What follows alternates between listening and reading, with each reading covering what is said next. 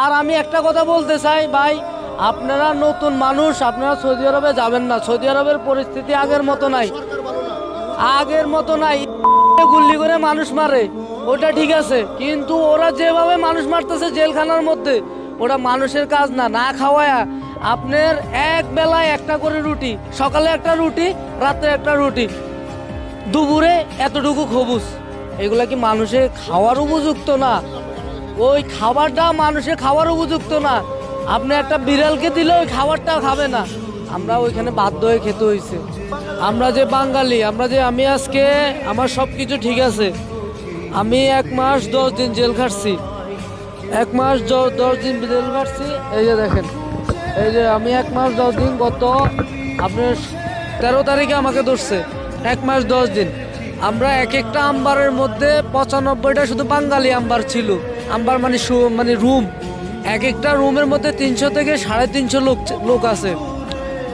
এইখানে বাংলাদেশের এম্বাসির কোনো পদক্ষেপ নাই যে যায় কিছু বলবে যে তোমাদের কি অবস্থা, কোনো সমস্যা আছে কি না, কোনো ধরনের পদক্ষেপ নাই।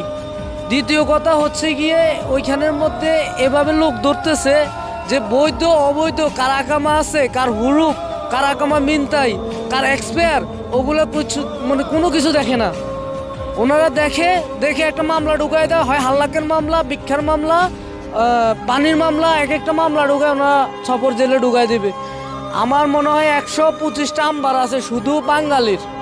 এক একটার মধ্যে 350 হলে আপনারা হিসাব করেন যে কয়টা আম্বারের মধ্যে কতজন। আমার সাথে একজন লোক ছিল, উনি খুব অসুস্থ ছিল, ওনারে মেডিকেল নিয়ে গেছে, উনি মনে বেঁচে নেই, উনি খুব ভয়াবহ অবস্থা। অনেক লোক মারা যায় ওখানে, ভিতরে মারা যায়, কারণ ওইখানে পরিস্থিতি, খাওয়া দাওয়া মানে যেগুলা দেয়, আমাদের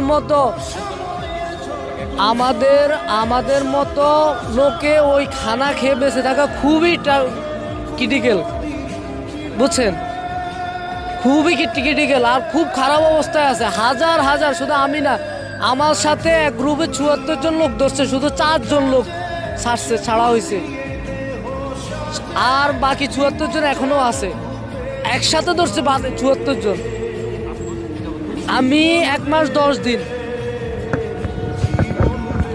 আমি গেছি ওইখানে, 6 বছর হয়েছে। আমাকে ধরছে আপনার 20 রোজার সময় ধরছে আমাকে। আমি আজকে বাইরে আসছি, জানে না, আমাকে কেউ নিতে আসে নাই, কেউ মানে পরিবারের সাথে ওইভাবে কথা হয় না। তো ওইখানে তো আপনার ফোন নাই, তো ফোন ব্যবহার করতে পারেন না। বাংলাদেশের এম্বাসি ফাও, ওগুলো আমাদের টাকা দিয়ে ওনারা চলে, কিন্তু কোনো ধরনের কোনো পদক্ষেপ আজকে 1 মাস 10 দিন আমি শুধু একদিন দেখছি, একজনের পাসপোর্ট একটু গলদ ছিল, উনি শুধু আসছে, জিজ্ঞেস করতেছে তোমাকে যেটা বলি ওটা বলো, তুমি বেশি কথা বলো কেন।